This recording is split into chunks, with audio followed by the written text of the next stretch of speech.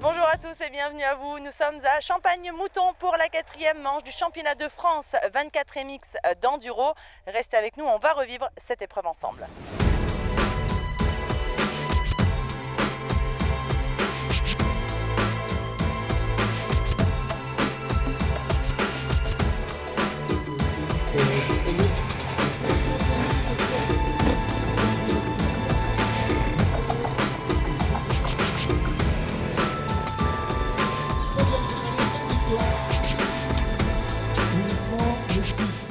Avant de passer à la catégorie des juniors, zoom sur un constructeur comme d'habitude. Alors aujourd'hui c'est Honda avec EC2M et Michel Merel, le représentant de cette école de pilotage. Comment ça se présente ici, Michel? Eh bien, ça se présente pas trop mal, puisque à l'heure actuelle, Jérémy Carpentier est en tête du championnat de France junior. Clément Bailly a gagné le cross-country en junior la semaine dernière, donc les pilotes sont bien motivés. Et le reste de la saison n'est pas terminé, puisque nous avons encore après la finale, le mondial le week-end prochain, et la finale de l'Europe, où on est également en tête. Vous êtes officiel Honda en enduro. Comment s'organise cette liaison entre vous et Honda? Eh bien, nous sommes les représentants officiels du distributeur Honda Euroboost, c'est-à-dire que toute la partie compétition nous est confiée et toute la saison, que ce soit en compétition mais également dans notre structure du sport-études, on utilise les produits en enduro Honda et les produits Honda en cross. Vous parlez de sport-études. Donc Jérémy Carpentier qui est actuellement leader et champion de France en titre junior et va aussi à l'école chez vous? Alors Jérémy est à l'heure actuelle en formation avec le CREPS pour les métiers du sport, pour devenir prof de sport. Et Clément Bailly vient d'avoir son bac dans la structure et son titre en même temps, ce qui est l'objectif de sport-études, réussir le double projet. Il y a une nouvelle génération qui vient d'arriver, il y a 8 nouveaux élèves qui viennent d'intégrer la structure au 1er septembre. Donc on a à nouveau une relève qui se prépare, mais tant qu'on considère être utile à l'élève, tant que l'élève a envie de rester avec nous et besoin de nous, on l'accompagne au maximum de nos capacités, de notre potentiel, et pour obtenir les objectifs que l'on détermine ensemble. Mais ça ne vous fait pas peur d'avoir un élite qui va marcher, on imagine bien, avec Jérémy Carpentier dans votre équipe? Ah ben, il n'y a pas grand-chose qui me fait peur. Merci Michel. Le moins que l'on puisse dire, c'est que cette première journée de compétition nous a réservé un paquet de surprises. Allez, chez les juniors, Vincent Gauthier a fait sensation en remportant la première SP, mais le deuxième tour lui a coûté cher et le pilote Sherco Academy est redescendu à la 5e position. Il a particulièrement mal débuté sa course en pointant au-delà de la 10e position à l'issue du premier tour, mais l'Auvergnat s'est bien repris. Quentin Delay-de-Molde a signé 2 fois le meilleur temps junior. Il boucle cette première journée à la 4e place. Théo Bazerque a longtemps lorgné sur le podium et c'est seulement dans le dernier tour qu'il a arraché sa 3e place. Jérémy Carpentier a souffert de son scaphoïde cassé le mois dernier, mais il a serré les dents pour marquer un maximum de points au championnat et assurer son leadership.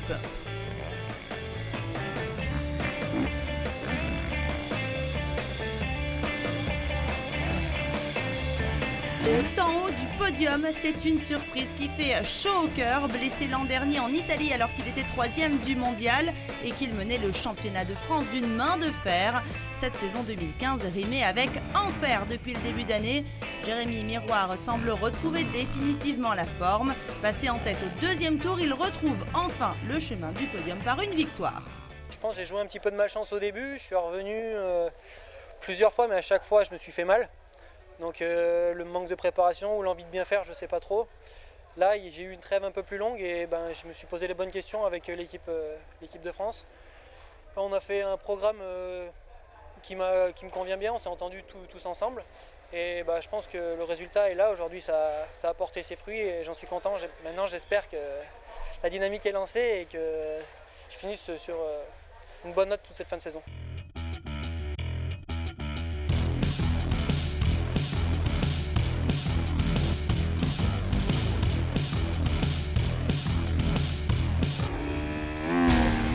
Élite 1, les petites cylindrées 125 de temps, 2,5-4 temps.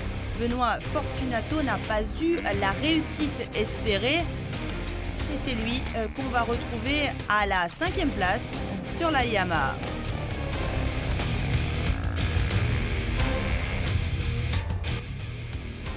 Quatrième position pour Anthony Boissière.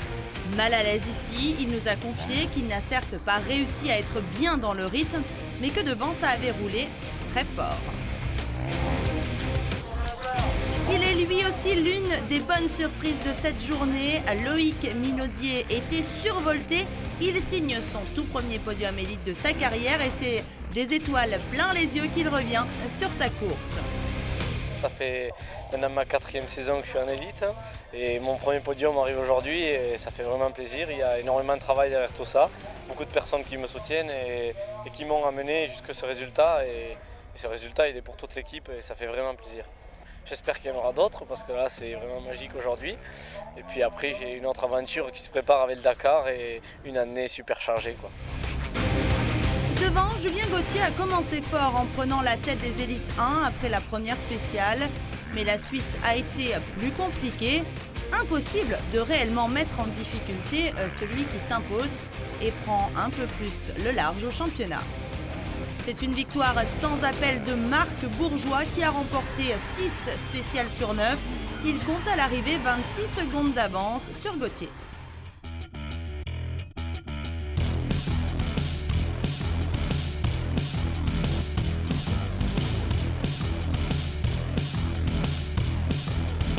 On passe à la catégorie E2 avec Romain Dumontier, une grosse carte à jouer ce week-end. On l'a vu en difficulté en début de saison avec le 4,5 YAM. Il est revenu à ses premières amours en catégorie E2, le 2,5 de temps.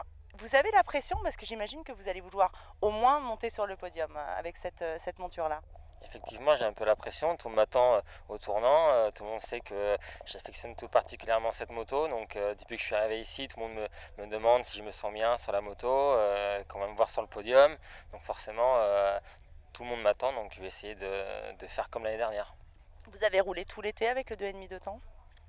Non, pas spécialement, je l'ai récupéré assez tard, donc j'ai fait quelques roulages avec, mais bon, tous les automatismes sont revenus très rapidement, donc je me fais pas de soucis. On sait que ce n'est pas du tout le même pilotage entre un 4 temps et un 2 temps. Est-ce que vous pouvez nous expliquer, vous, la différence en tant que pilote pro, ce qui change vraiment pour vous, puisqu'on s'imagine qu'un pro il peut s'adapter à tout facilement. Or, ce n'est pas le cas, on l'a bien vu. Moi, ce qui me change beaucoup sur la moto, c'est sa légèreté. Elle est quand même bien plus légère que mon 450. Après, bon, forcément, j'ai un petit peu moins de puissance. Mais voilà, je pense que dans les spéciales qu'on retrouve en chemin de France ou en mondial, qui sont assez sinueuses, je pense que je suis gagnant sur le final. Là, 2 temps, il y a un peu plus de pilotage qui rentre en compte. Le 4 temps pardonne plus les erreurs. Donc, il faut être un peu plus précis sur son pilotage. Et jusqu'alors, c'est ce qui m'a toujours convenu. Chez les mid-size du E2, 5e position pour le jovial Kevin Panis qui a été très régulier. Il s'est même montré plus incisif sur l'extrême où il prend à 2 reprises le 3e chrono de la catégorie. Mauvais choix, trop de pression. On peut se poser des questions au sujet de Romain Dumontier et de sa capacité à être compétitif avec le 2,5 de temps qui lui avait valu de belles heures l'année dernière. Malgré les absences de Boucardet et de Parois, le pilote Yamaha Severt n'est pas parvenu à trouver le chemin du podium, il est 4e.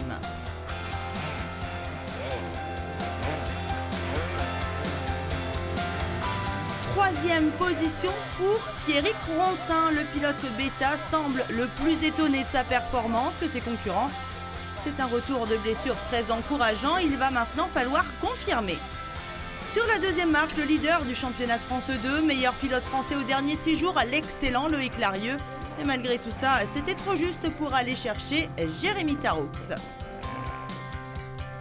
L'officiel Sherco a quasiment fait le grand chelem, sauf sur la dernière spéciale. Sans doute un peu grisé par cette victoire qui lui tendait les bras après un début d'année difficile. Le but c'était de prendre une journée ou 2 à Pela qui devait normalement rouler. Bon, il n'est pas là, mais là j'en profite, du coup gagner une journée c'est bien pour la marque, pour la moto, pour moi aussi, ça me fait du bien parce que cette année je n'ai pas gagné grand chose. Et puis on va essayer de continuer, il y a le Grand Prix la semaine prochaine, il y a encore une journée demain et voilà, en étant régulier, avec des bonnes sensations et continuer à bien rouler. Ouais.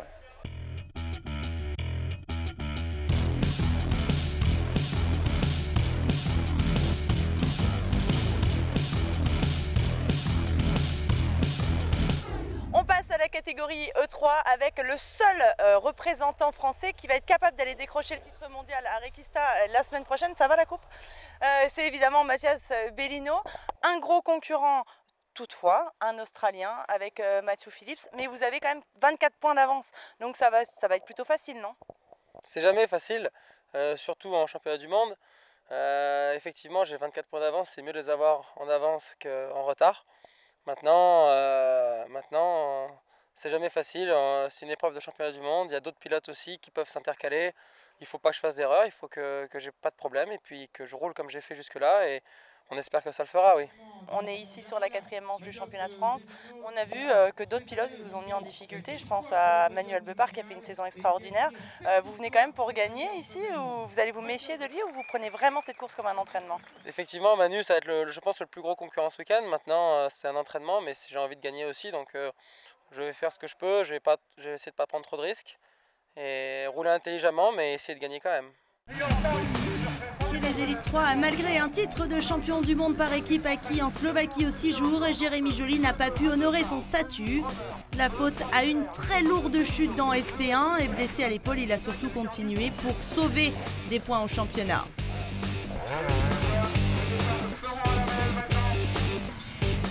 Kevin Romer progresse encore et se rapproche dangereusement du podium. Course d'autant plus encourageante que le rythme à l'avant a été très élevé.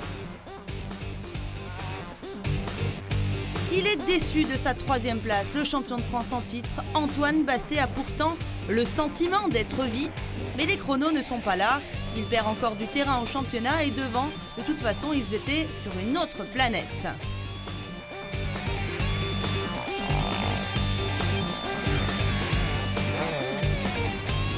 Il dira que c'est l'histoire de sa carrière d'échouer en fin de journée. Mais ce que nous retiendrons tous, c'est surtout une détermination et une vitesse impressionnante. Manuel Bepard a mené la catégorie E3 jusqu'à la dernière spéciale. Là, Mathias Bellino lui a mis le coup de grâce.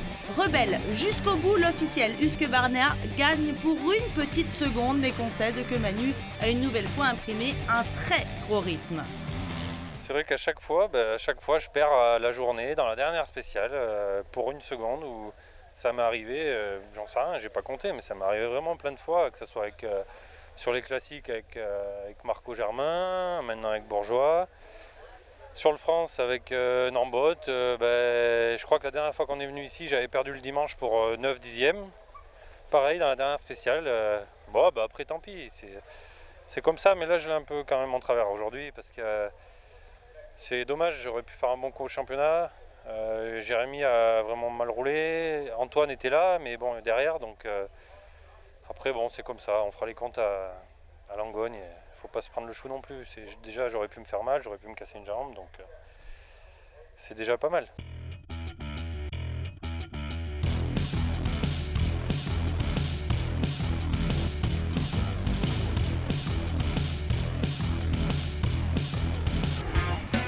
Chez les féminines, même podium sur les 2 journées avec Tracy Morandin sur la 3e marche. Juliette Bérez termine quant à elle toujours 2e. Car l'Australienne Jessica Gardiner était vraiment au-dessus du lot. Chez les jeunes espoirs, doublé de Thomas Dubost qui se rapproche dangereusement au championnat, dont la tête est toujours occupée par Valérian Debeau.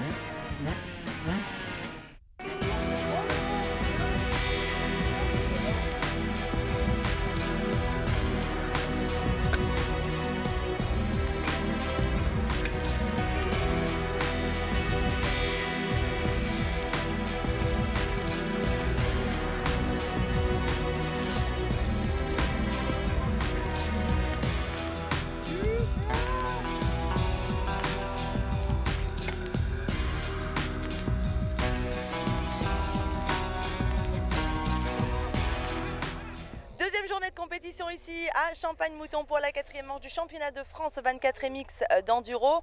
Vous l'avez vu, on n'avait qu'une première journée absolument pleine de surprises. On espère bien sûr que ce sera la même aujourd'hui. En plus, on a le soleil et une belle lumière, ça devrait être top. Allez, on commence avec les plaques bleues des juniors. 8e de la première journée, Anthony Gesselin entre dans le top 5. Et le pilote équipe de France Armée de Terre est sans doute déçu car il perd la 4e place dans la dernière spéciale. Comme la veille, Quentin Delay-Demold est 4e, lui qui a pourtant occupé le podium la majeure partie de la journée. Mais Théo Bazerk était plus fort, c'est lui qu'on retrouve à la 3e position des juniors. Jusqu'à la fin d'ailleurs, il a cru encore pouvoir grappiller une place après une très grosse bagarre avec Jérémy Miroir. Le pilote Armée de Terre, vainqueur de la première journée, a tenu bon jusqu'au bout et s'offre encore une belle 2e place, ça fait du bien.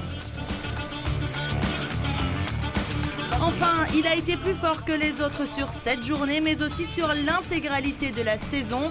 Jérémy Carpentier, le pilote EC2M, arrache son 2e titre junior consécutif, beaucoup plus facilement que l'an passé. Pourquoi Jérémy Carpentier êtes-vous aussi content d'être champion de France alors que c'est déjà la 2e fois que vous l'êtes 2 jours avant la fin, avec 72 points et demi d'avance, et vous réagissez comme si vous avez gagné le titre dans la dernière spéciale pour une seule seconde? Je ne répondrai pas à cette attaque. T'es vraiment un Bob Carpentier, mais on l'aime bien quand même. Plus sérieusement, et c'est l'info à retenir, on devrait le retrouver toujours en junior sur le mondial l'année prochaine, mais en élite sur le championnat de France. Le moment partagé, et là c'est bien, impeccable.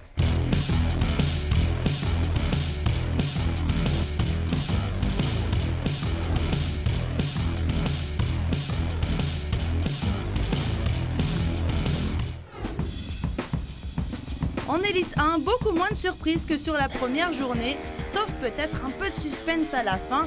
Benoît Fortunato n'aime toujours pas l'herbe et il a subi à nouveau les tracés charentais, impossible d'aller au contact des tout meilleurs. Il est encore 5e.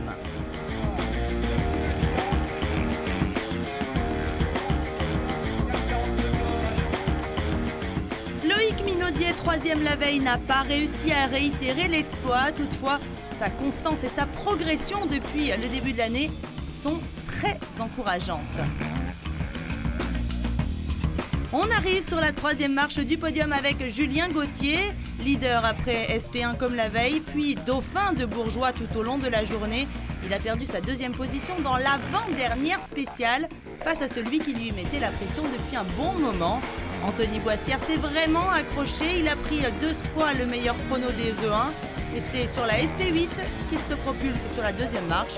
Il enfonce le clou dans la 3e spéciale, mais c'est quand même impossible de revenir sur le leader. Marc Bourgeois a mené sans franchement dominer la catégorie. Blessé au poignet pendant les 6 jours, le pilote Yamaha Desjouy a vraiment dû serrer les dents pour tenir le guidon. Cela dit, contrat a pleinement rempli avec 2 victoires dans le week-end. Aux 6 jours, ça a été dur, je me suis fait mal au poignet, donc j'ai une bonne entorse et un doigt cassé. Au training, du coup, j'ai remis un coup dessus, donc c'était vraiment dur. Donc j'ai serré les dents les 2 journées dans la douleur. Donc après, en termes de résultats, c'est super, je suis super content. Hier, la victoire, le scratch. Aujourd'hui aussi la victoire avec une bonne bagarre. Donc ouais, donc comme quoi, même avec la douleur. En serrant les dents, on arrive à se concentrer sur son objectif, on arrive à faire de belles choses.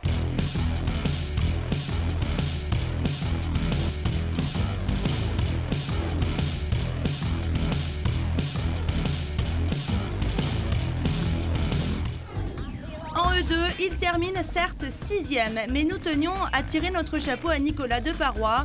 Le pilote Atomic Moto a été opéré dans la semaine avec anesthésie générale. Rouler lui permettait de sauver de précieux points. À la 5e position, Pierrick Roncin qui doit amèrement regretter la moindre erreur de la journée car il perd la 4e place pour une demi-seconde dans l'ultime spéciale après un beau duel avec Kevin Panis. Le pilote Sherco Academy est très bien parti en matinée, mais il s'est un peu enflammé. Il visait sans complexe le podium, il a finalement pris un arbre dans SP4. Du coup, il a fallu cravacher pour cette 4e place en E2. Enfin, un podium de rang pour Romain Dumontier, lui qui a fait le choix de changer de moto, excite le 4,5, retour au 2,5 de temps. Il a montré de jolies choses mais semble encore un peu crispé. On espère que ça ira mieux pour la finale de Langogne. Comme la veille, Loïc Larieux est 2e, mais cette fois il a été beaucoup plus combatif car c'était très serré avec Taroux. Quoi qu'il en soit, sa deuxième place lui apporte d'ores et déjà le titre de champion de France Élite 2.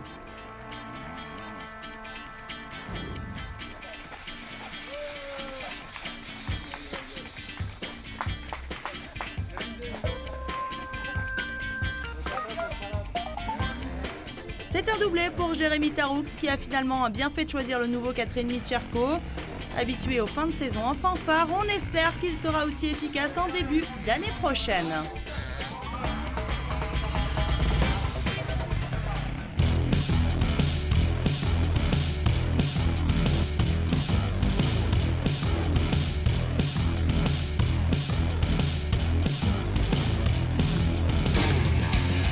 En Élite 3, il est lui aussi 6e dans la douleur. Jérémy Joly a roulé l'épaule luxée suite à sa chute de la veille. Le but comme de parois a marqué des points au championnat. 4e en début de journée, l'Alsacien Kevin Romer a un peu craqué sur la deuxième partie. Et Pierre Vissac a quant à lui fait l'inverse. C'est avec une deuxième place sur SP5 qu'il s'est relancé pour la suite, mais rate le podium pour une petite seconde seulement. Antoine Basset est à nouveau 3e, manque de rythme certain pour celui qui est monté sur le podium du mondial cette année. On lui souhaite juste que tout rentrera dans l'ordre. Manuel Beupard n'a pas pu jouer avec son rival comme sur la première journée, il menait toujours dans le deuxième tour, mais c'est justement dans SP5 qu'il perd le leadership. Malgré de la constance, Bellino était le plus fort. Mal parti avec le 5e temps sur SP1, le pilote husky a surtout fait un magnifique dernier tour. Malgré 10 secondes de pénalité, il s'impose et prend encore de la confiance avant de jouer le titre mondial à Requista.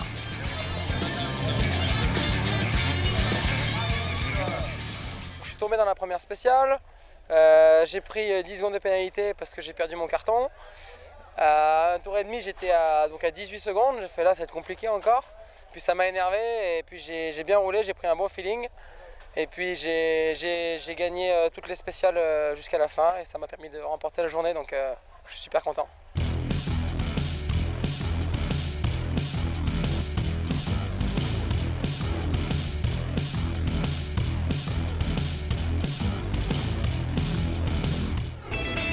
Du côté du trophée Moraco qui se jouait sur SP2, victoire le samedi de Loïc Larieux qui conserve la tête du général.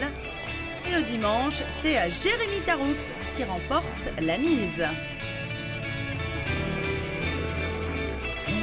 Chez les constructeurs, doublé de Yamaha avec les performances de Marc Bourgeois et Romain Dumontier.